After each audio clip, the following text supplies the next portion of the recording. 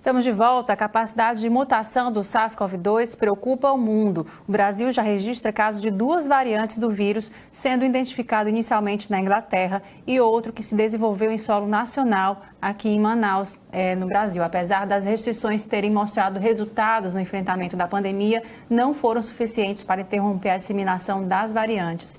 Para conversar mais sobre esse assunto, que deixa todo mundo preocupado, a gente conversa agora com Tadeu Sobreira, que é médico imunologista.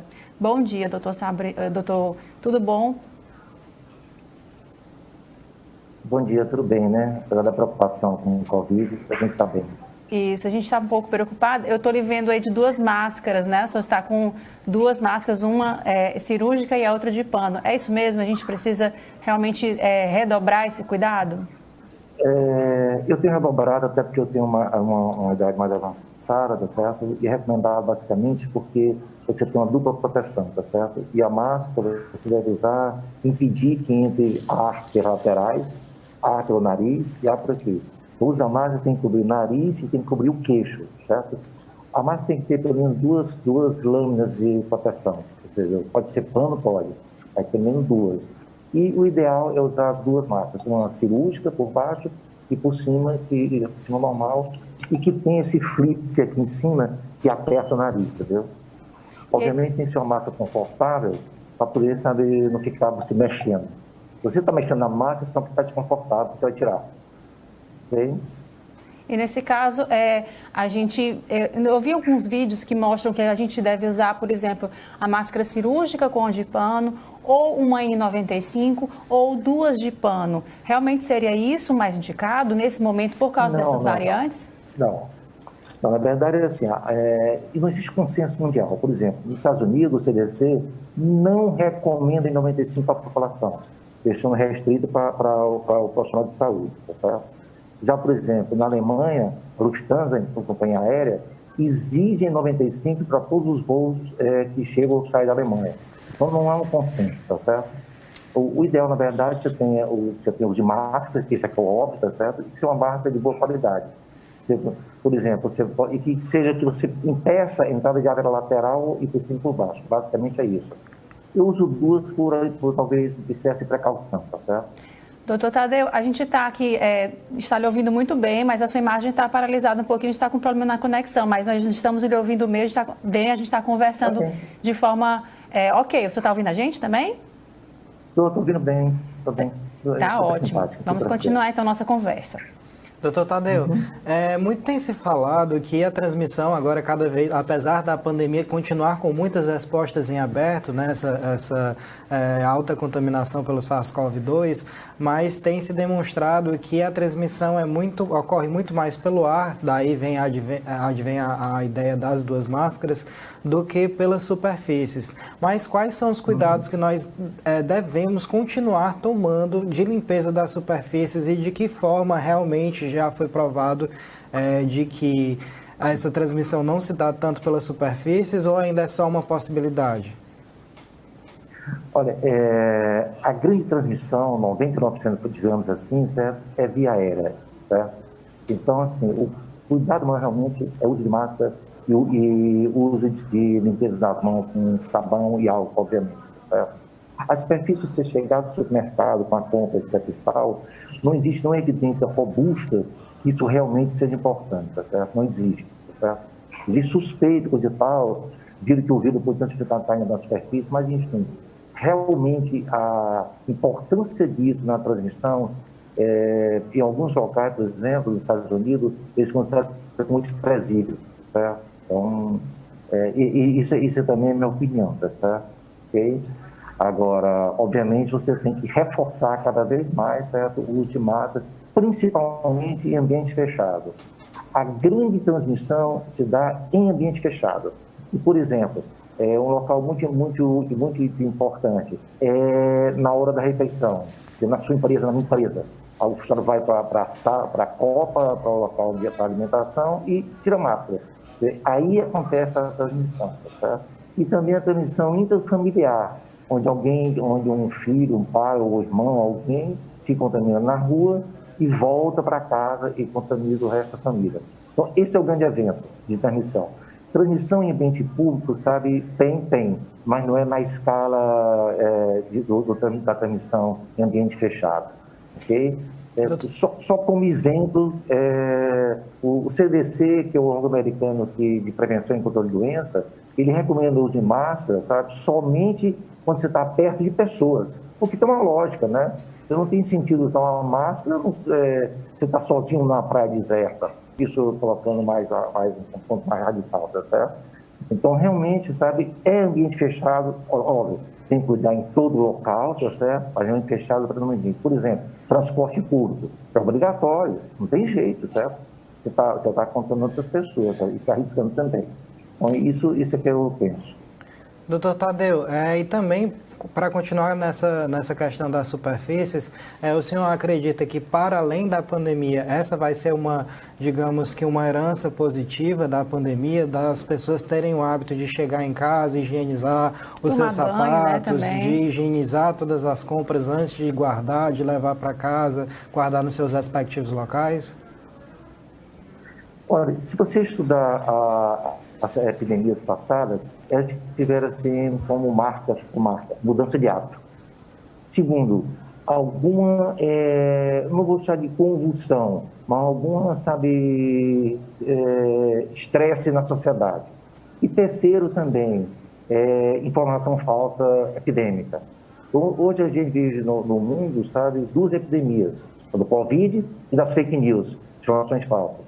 Sabe? As duas são perigosas.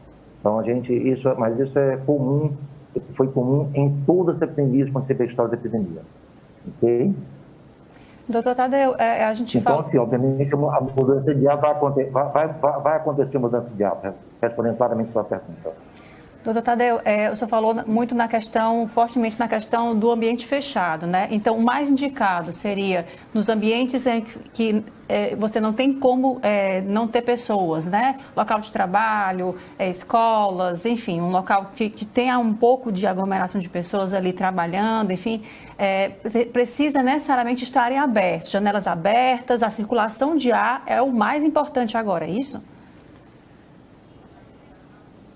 Perfeito, certo? Já que eu estou colocando a grande transmissão da em ambiente fechado, qual é a recomendação?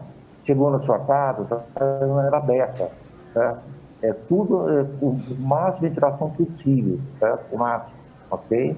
Porque eu acho que cortou o sinal. Eu não sei se está funcionando ou não. A gente está lhe ouvindo. De falar, porque eu não sei se está acontecendo. O senhor está ouvindo a gente? Estamos lhe ouvindo. Eu estou ouvindo, não vendo, tá certo? Certo. Então, assim, arejar a casa, arejar o ambiente de trabalho é muito importante. O ambiente de trabalho usa ar-condicionado. Infelizmente, é impossível todo trabalho ter filtro para a circulação. Então, existe um risco, obviamente, no ambiente de trabalho, tá certo? E no uso de ar-condicionado tem um risco maior que no ambiente aberto. Isso é bem claro, tá certo? Mas, enfim, faz parte da vida moderna. O ar-condicionado, certo? Doutor, quanto tempo fica no ar? Assim, existe um estudo, algo que diga que as micropartículas ficam no ar durante um período, 1 hora, 2 horas? Existe algum estudo em relação a isso? Existe sim, tá certo? Mas o tempo exato, eu acho, deve ficar em torno de 20, 30 minutos. Mas realmente eu não tenho esse dado exato, não. Eu prefiro não dar uma informação errada, não. Tá? Mas existe estudo sim, tá certo? Mas isso necessariamente não implica, sabe, risco de contaminação, que depende de você também chegar e entrar na tromboposa, ok? Me desculpe, realmente eu prefiro não responder a informação que eu não tenho com precisão. Não, ótimo, ok. Mas o mais importante nesse momento é deixar o ambiente ventilado, né? Arejado. Sim, perfeito. Acho que eu vou colocar assim, super perfeito. Doutor Tadeu, e ainda complementando o questionamento da Elaine, quais são os cuidados que as empresas ou que os funcionários devem solicitar às suas respectivas empresas em relação aos cuidados de higienização desses ambientes fechados? É limpeza de computadores, é limpeza de ar-condicionado? Isso faz alguma diferença ou realmente o que importa é deixar melhorar a circulação de ar no ambiente e, claro, obviamente, sempre combinado com a máscara de preferência dupla? Assim, eu sou bem pragmático nas coisas, tá? Se você enche uma empresa ou enche uma sociedade de regra, não vai ser cumprido, tá certo? Então, assim, é combater a curva ABC de risco. O que é a curva ABC de risco? É ambiente fechado sem máscara. Então, você tem que combater o quê? Se possível, ambiente fechado, nem sempre é possível, por causa do calor, certo? Ou, então, o quê? Ambiente fechado sem máscara. Por exemplo, os refeitórios, as salas onde os funcionários se alimentam. Tá? Então, o que é? Evitar aglomeração no refeitório, ampliar o espaço, ou, se não for possível, fazer um rodízio nos funcionários, para evitar que junte 3, 4, 5, 8, 10 funcionários num ambiente pequeno. Isso sim é fundamental, tá? E, se possível, dentro do possível, obviamente, tá certo? O refeitório ser ambiente aberto, arejado, mas, obviamente, vai depender de cada localização do refeitório do funcionário, certo? Agora, você ficar criando um monte de regra de limpeza daquilo lá, você termina dificultando a vida da empresa, do funcionário, e o impacto disso na transmissão, sabe, não é tão grande quando fazer a primeira parte, que é uso de máscara, e no refeitório, principalmente, sabe, o uso de máscara, não precisa, tem que se alimentar, ambiente arejado ou evitar aglomeração no refeitório. Inclusive, as pessoas ficam até mais resistentes, né, doutor Tadeu, a adotar essas regrinhas quando elas são demais, né? Pois é, sabe, pragmaticamente, excesso de regra, sabe, é mais fácil você criar um descumprimento das regras. Então, é sempre pensar sabe, na regra de Pareto, né, o 80-20. Então, faça 20% que resolve 80%. Mas se você quer resolver fazer os 80%, não consegue. Você gasta muita energia, sabe, e não obtém resultado, certo? Então, foca naquilo que é mais importante. Ou, no caso, foca naquilo onde a transmissão é mais frequente e é mais, sabe complicado para a gente, sabe, em termos epidêmicos, certo? Essa é a minha ideia, certo? É sempre a ideia, sabe, de focar naquilo que é mais importante.